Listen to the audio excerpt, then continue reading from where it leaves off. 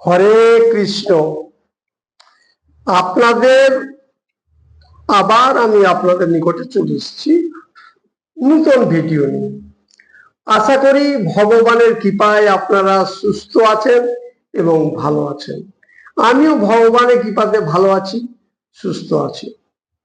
আমার নতুন channel Radhakrishna 9J, এই চ্যানেলটা আপনারা দয়া করে সাবস্ক্রাইব করে দিবেন এবং পাশে থাকবেন, তাহলে আমার নিত্য নতুন ভিডিও আপনাদের কাছে চলে আসবে। আজকে আমার ভিডিওর বিষয়বস্তু হচ্ছে শাস্ত্র মতে বাস্তু দোষ কাটাবার উপায়।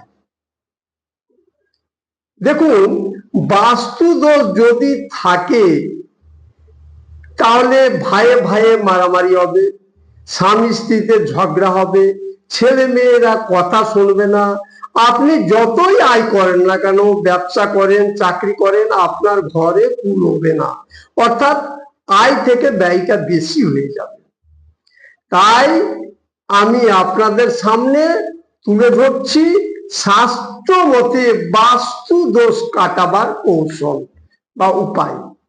শুনুন, তাহলে শুরু করি। কিভাবে আমাদের বাস্তু দোষটা কাটবে? প্রথমে করবেন কি, আপনার বাস্তুর মধ্যে অর্থাৎ ঘরের মধ্যে যে কোনো পবিত্র জায়গায় একটা রাধা কৃষ্ণের ছবি রাখবেন। রাধা কৃষ্ণের, সিঙ্গল কৃষ্ণের রাখছেন না, রাধা এবং কৃষ্ণের, কারণ রাধা ছাড়া কৃষ্ণ নেই।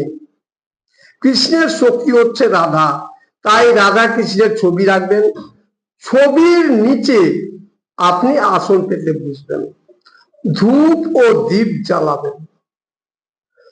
ধূপ দীপ জ্বালিয়ে কৃষ্ণের আগে যে ভগবান শ্রীকৃষ্ণের 108টা নাম আছে, তার মধ্যে শাস্ত্রে বলছে, ভগবান বলছেন যে যদি কেউ আমার 24টা নাম বলে তাহলে আমি সেই ঘরের বাস্তু দোষ কাটিয়ে দিব, অথবা বাস্তুতে কোনো রকম দোষ থাকবে না, আপনাদের স্বাভাবিক জিনিস চলে আসবে।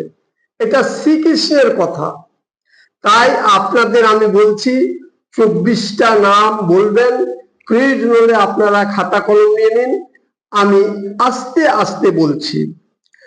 ওম শ্রী কেশবায় নমঃ, ওম শ্রী নারায়ণায় নমঃ, ওম শ্রী মাধবায় নমঃ, ওম শ্রী গোবিন্দায় নমঃ, ওম শ্রী বিষ্ণুবে নমঃ, ওম শ্রী মধুসূদনায় নমঃ, ওম শ্রী ত্রিবিক্রমায় নমঃ, ওম শ্রী বামনায় নমঃ, ওম শ্রী ধরায় নমঃ, ওম শ্রী কেশবায় নমঃ, ওম শ্রী হৃষিকেশায় নমঃ, ওম শ্রী পদ্মনাভায় নমঃ, ওম শ্রী দামোদরায় নমঃ, ওম শ্রী শঙ্কর্ষণায় নমঃ, ওম শ্রী বাসুদেবায় নমঃ, ওম শ্রী পদ্মনায় নমঃ, ওম শ্রী অনিরুদ্ধায় নমঃ, ওম শ্রী পুরুষোত্তমায় নমঃ, ওম শ্রী অদক্ষজায় নমঃ, ওম শ্রী নরসিংহায় নমঃ, ওম শ্রী অচ্যুতায় নমঃ,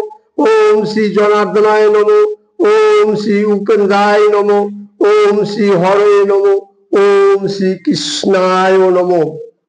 এই 24টা নাম যদি আমি তার সামনে বলি, ভগবানের সামনে বলি, তাহলে ভগবান প্রকট হবেন, অর্থাৎ আপনার বাস্তু দোষ কাটিয়ে দিবেন। এবার ধূপ দ্বীপ দেখাবার পরে আপনি যদি পারেন দ্বীপটা নিয়ে রাধা কৃষ্ণের ঘড়ির কাঁটা যেদিকে ঘোরে সেই দিকে ঘুরিয়ে মহামন্ত্র জপ করবেন আর দেখাবেন। যেমন হরে কৃষ্ণ কৃষ্ণ কৃষ্ণ হরে হরে, হরে রাম রাম রাম হরে হরে, এই বলে 5 বার 7 বার 10 বার যতবার পারেন কাটিয়ে দিবেন, আপনার বাস্তু দোষ কেটে যাবে। আমি চ্যালেঞ্জ দিয়ে বলছি, আপনারা 1 মাস করে দেখুন, তাতে বাস্তু দোষ অবশ্যই কাটবে। হরে কৃষ্ণ। ওম তৎসৎ, ওম তৎসৎ।